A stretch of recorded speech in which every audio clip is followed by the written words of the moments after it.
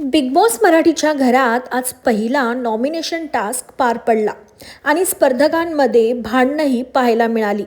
तर सोनालीने रोशनची पतंग कापत त्याला घराबाहेर जाण्यासाठी नॉमिनेट केले. तर इतर सदस्यांच्या तुलनेत रोशनचे घरातील योगदान अत्यंत कमी आहे हे कारण सोनालीने दिले. तिच्या या म्हणण्याने रोशनला रागही आला आणि त्याला वाईटही वाटलं. संतापाच्या भरात त्याने सोनालीवर टीकाही केली. तो म्हणाला, शहरातल्या माणसांचे हेच काम असते, दुसऱ्यांच्या पोटावर पाय देऊन वर जायचे. तर आता रोशनच्या सपोर्टला आला आहे बिग बॉस मराठीच्या दुसऱ्या पर्वाचा विजेता शिव ठाकरे. शिवने रोशनच्या प्रोमोवर कमेंट करत त्याला धीर धर, वेळ येईल असं म्हटलं आहे.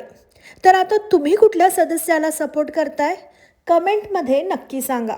बिग बॉस मराठीच्या सगळ्या अपडेट्ससाठी सबस्क्राईब करा कलाकट्टाला.